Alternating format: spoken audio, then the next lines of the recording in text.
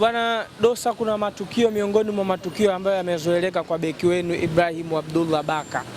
Amemtia mtu kiwiko mara kwa mara, matukio haya yamekuwa akiyafanya yeye. Nini anachokifanya Baka na ni miongoni mwa mabeki wakubwa hapa Tanzania? Bila kupepesa na bila kupoteza times, Ibrahim Baka alistahili red card. Hakucheza mchezo wa kiungwana, hakucheza mchezo rafiki, but kwenye football inatokea. Lakini mwamuzi alihitajika kufanya kazi zaidi aliyoifanya. Ibrahim Baka kwa mara nyingine tena anaingia kwenye tabia ya hovyo ya kuwachezea wachezaji wenzake. Sijajua ni kitu gani kinamsumbua, lakini bado naamini ni beki mzuri, beki mkubwa, beki mwenye mafanikio. Ila kwa kitendo alichokifanya jana kwenye mpira wa miguu hatukuhitaji wala kutaraji kukiona mara kwa mara.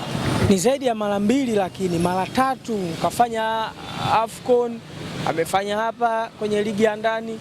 Anatazamiwa kuwa na muendelezo ambao pengine utakuja kuiathiri Young Africans.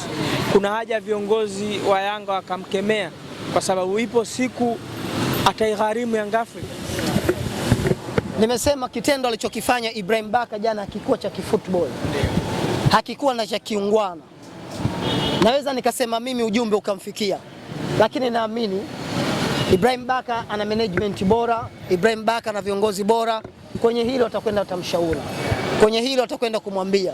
Na mimi nizungumze pia kupitia vyombo vyenu hivi vya habari, Ibrahim Baka ana kazi ya ziada sana kufanya kuhakikisha anakuwa na tabia ya kiubinadamu, hususan ndani ya dakika 90. Mpira huu wachezaji wanaotegemea sana kuendesha maisha yao.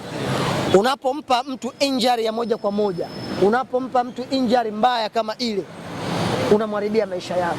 Kwa hiyo Ibrahim Baka ni mchezaji mkubwa, si mchezaji ambaye anahitajika kukumbushwa majukumu yake mara kwa mara. Ila itoshe kusema kitendo alichokifanya jana hakikuwa kiungwana kwenye mpira wa miguu, lakini hata kwa binadamu hakikuwa kizuri. Hilo ni tukio la kwanza ambalo amelisema hapo, red card ambayo iliweza kutolewa. Kwa upande wako Dosa, unafikiri istahili kuwa red card? Yes, binafsi football ni mchezo wa maoni, football ni mchezo wa mawazo, na mimi pia naungana na muamuzi. Red card alipata Azam ilikuwa ni stahili red card moja kwa moja. Yes. Dosa, Aishi Manula kwenye Mapinduzi Cup ni kama amerejea kwenye ule ubora wake. Ni wakati sahihi sasa wa kumuona Manula anakuwa yule ambaye tuliomzoea. Ni wakati sahihi kurejea kwenye Utanzania One. Na kuna hoja anaosema alistahili kuwa man of the match jana, sababu ameifanya mechi mpaka kuwa pale ilipokuamuliwa na mapena.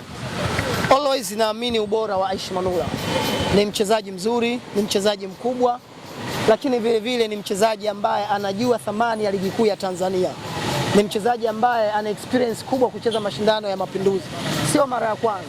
Jana ameonyesha kiwango bora, na nashukuru Mungu Mapinduzi imemrejesha tena Aishi Manula kwenye ubora wake. Niseme tena na nirudie, kama tukiondoa makando, binafsi naamini Aishi Manula ataendelea golikipa bora kwenye nchi yetu. Kutokana na hiyo, nafikiri Simba walifanya makosa kwa kuachana na Aishi Manula. Simba walimsajili Aishi Manula kutokea Azam FC. Alikuwa kwenye kiwango bora. Kwa hiyo Aishi Manula yupo kwenye timu yake sahihi hivi sasa. Hatuwezi tukazungumzia Simba kwa kumpoteza Aishi Manula, ila naamini Aishi Manula yupo kwenye timu bora na yupo kwenye timu ya kiushindani Azam FC. Kuna cha kujifunza hapa kwa Young Africans na Simba Sports Club ambayo hivi sasa mashabiki wake wanasema imepoteza mvuto. Wajifunze kwa Azam, wametumia wachezaji ambao ni agharabu sana kuona kwenye first 11 yao.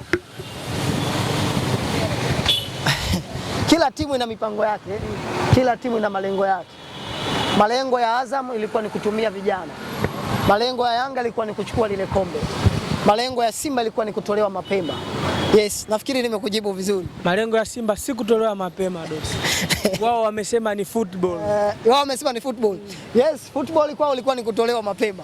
Wametolewa mapema, next time watajipanga kuhakikisha na wao watakuwa na desire kuchukua kombe la Mapinduzi. Na mimi niseme kombe la Mapinduzi sio kombe la kila timu. Kombe la Mapinduzi linahitaji timu iliyokuwa sawa sawa. Na ndio maana jana Azam kwa ubora wake, kwa uzuri wake, alimnusuru achukue kombe la Mapinduzi. Lakini kwa kujizatiti kwa Yanga, kwa kuwatumia wachezaji wa AFCON, Yanga walistahili kuchukua kombe la Mapinduzi jana.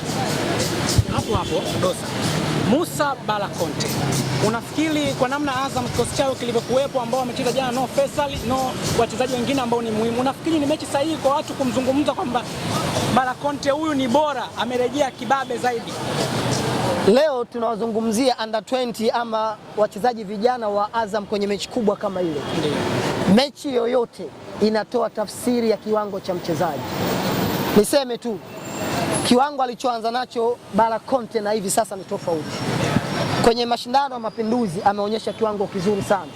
Hatutaki kuwalazimisha viongozi waendelee naye ama wabaki naye, lakini kwa kiwango alichoonyesha kwenye hizi mechi mbili, mechi moja nakumbuka alicheza kama center back, lakini jana alicheza kama holding midfield. Kwangu mimi amecheza vizuri sana. Inastahili, inawezekana. Ibrahim Baka kwa fursa aliyotumia kwenye Mapinduzi inaweza ikambakisha ligi kuu ya Tanzania bara. Hii na kipimo sahihi kwa upande wake watu kumzungumza kwamba amerejea kibabe. Yes. Kama nilivyotanguliza mwanzo, mchezaji anapimwa kwenye mechi yoyote. Leo tunamshuhudia Idi Nado, mchezaji mkubwa wa Azam, anacheza ligi kuu ya NBC. Mchezaji ambaye alikwenda kutengeneza historia kubwa kwenye kombe la AFCON. Ni mchezaji ambaye ametoka Ndondo Cup. Azam walimuona Ndondo Cup, wakaamini ni mchezaji mzuri, wakaamini ni mchezaji ambaye anaweza akawasaidia. Yes, yupo NBC. Kombe la Mapinduzi limemrejesha Bala Conte. Kombe la Mapinduzi linaweza likambakisha Bala Conte. Na nyinyi mnatakiwa muamini, sifa ya mchezaji ni kupanda na kushuka. Bala Conte alivyotoka kule alikuwa bora, alivyokuja Yanga alishuka, lakini kupitia Kombe la Mapinduzi Bala Conte amepanda. Kwa nao lazima tumzungumzie kwa kiwango alichokionyesha kwenye Kombe la Mapinduzi. Hili ligi kuu NBC, lile kombe la CAF Champions League hatuwezi kuzungumza kwa sasa kwa sababu kule tumeshapita. Tutamjaji Bala Conte kwa ajili ya Kombe la Mapinduzi. Na kwenye Kombe la Mapinduzi Bala Conte ameonyesha yeye ni midfield wa namna gani. Kwa hiyo mimi nitampongeza kwa uwezo alioonyesha, lakini pia nitamwombea abaki ligi kuu ya NBC ili aonyeshe ubora wake. Kupanda na kushuka kwa mchezaji ndivyo ilivyo kwa timu. Simba Sports Club imeshuka kama mnavyosema na mashabiki wake. Unaiona sasa ikipanda baada ya kufanya sajili zinazosemwa kuwa ni za moto. Simba bado haijafanya sajili. Simba bado haijafanya sajili kubwa ambazo zitaendana na klabu yake. Ambazo zitaendana na statistiki yake na ubora wake wa Simba. Simba ni watani zetu. Lakini Simba huwa mimi nawazungumza kwenye mashindano ya kimataifa kwa taswira ya mpira wa miguu wa Tanzania. Kwa taswira ya mpira wa miguu wa East Africa Mashariki na Kati. Simba na kibarua kigumu sana kwenye CAF Champions League.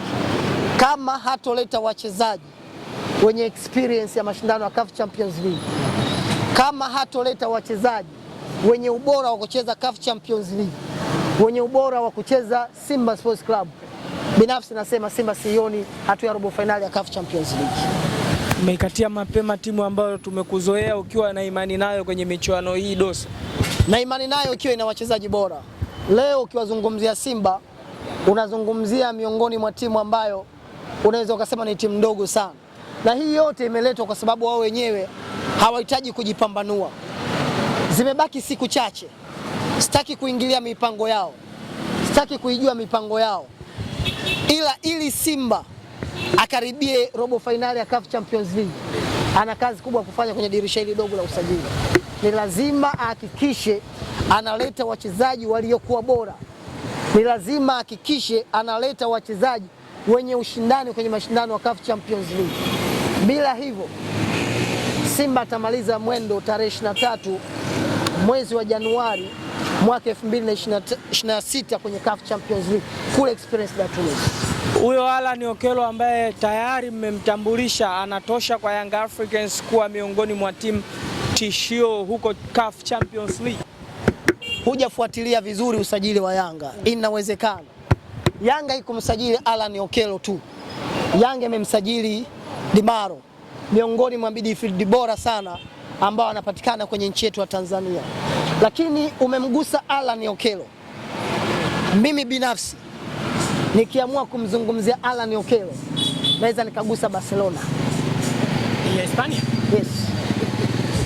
Mimi binafsi tuseme tuache kwanza. Asiwachi. Ila nikiamua kumzungumzia Alan Okello, nitamzungumzia Lamine Yamal.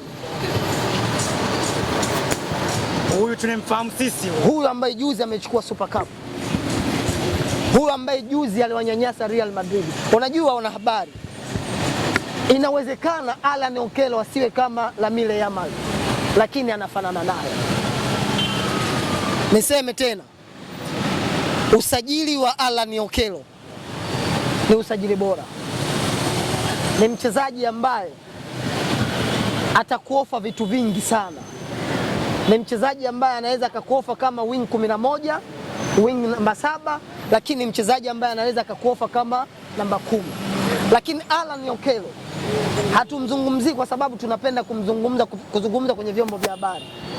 Alan Okello ametuprove kupitia mashindano ya AFCON juzi. Alan Okello ametuprove kupitia mashindano ya CHAN akiwakilisha taifa lake la Uganda. Lakini Alan Okello, kumbukumbu zangu zinaniambia alikuwa ni mchezaji bora wa mashindano ya CHAN kwenye timu ya Uganda. Kwa hiyo kupitia evidence hii nadhibitisha Alan Okello ni mchezaji bora kwenye dirisha hili na ni mchezaji bora kwenye hii ligi. Na kama wapinzani wasipokuwa makini, kama wapinzani wasipojiandaa, kuna mtu atakufa kifo cha mende. Tuishie hapo. Shukrani bwana kwenye kifo cha mende. Asante sana.